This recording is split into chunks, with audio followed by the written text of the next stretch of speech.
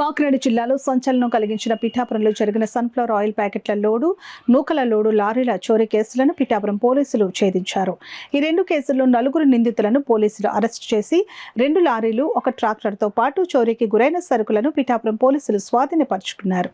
ఈ చోరీ కేసుల విషయమై పిఠాపురం టౌన్ పోలీస్ స్టేషన్లో Pithapuram circle inspector Srinivas media సమావేశం ఏర్పాటు చేశారు. వివరాల్లోకి వెళ్తే ఈ నెల 5న పిఠాపురం పట్టణం కుంతి మాధవ స్వామి గుడి వద్ద పార్కింగ్ చేసి ఉంచిన సుమారు 26 లక్షల రూపాయల విలువైన ఫ్రీడమ్ సన్ఫ్లవర్ ఆయిల్ ప్యాకెట్ల లోడుతో ఉన్న లారీని, అదేవిధంగా డ్రైవర్స్ కాలనీ వద్ద నూకల లోడుతో ఉన్న లారీని ఆగంతకులు దొంగిలించారు.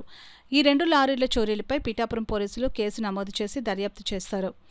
చోరీకి పాల్పడిన వ్యక్తులను పిఠాపురం పట్టణానికి చెందిన బెల్లంకొండ రవితేజ, నాగిరెడ్డి నాగసతీష్, గంజి సురేష్, కాకినాడ రూరల్ పండూరుకు చెందిన నందిపాటి వీరసుబ్రహ్మణ్యాన్ని అరెస్టు చేసి 2 లారీలను, సుమారు 50 లక్షల రూపాయల విలువైన సొత్తును పోలీసులు స్వాధీనపరుచుకున్నారు.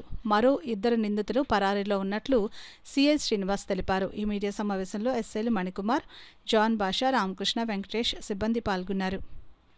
అలాగే లోకల్ లోడ్లో ఉన్నటువంటి 9 లక్షల ప్రాపర్టీని కూడా మేము సీజ్ చేసి ఎంటైర్ ప్రాపర్టీని ఇదంతా కూడా సీజ్ చేసి కోర్టుకి వీళ్ళందరికీ కూడా రిమాండ్ రిపోర్టు రెడీ చేసి జ్యుడిషియల్ మేజిస్ట్రేట్ కోర్టుకి ఇవాళ హాజరుపరుస్తామనేటువంటిది కూడా మీడియా మిత్రుల సమక్షంలో తెలియజేస్తున్నాం. ఇందులో ఖచ్చితంగా ఈ ఏదైతే అశోక్ లైలాండ్ ఒకటి మిస్ అయిందని అనుకుంటున్నామో దాంట్లో ఇంకా 60 బాక్సులు ఇంకా రికవరీ చేయవలసి ఉన్నది. అది కూడా రికవరీ చేస్తామనేటువంటిది కూడా తెలియజేస్తున్నాం.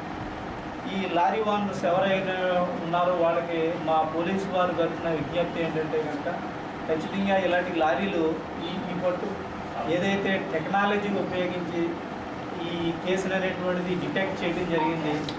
టెక్నాలజీలో కూడా ఈ దొంగలు దొరకకుండా ఉన్నటువంటిది దొరికే విధంగా వీళ్ళందరూ కూడా GPS సిస్టమ్ కూడా ఈ లారీలో వేసుకోవాలనేటువంటిది ఒకటి.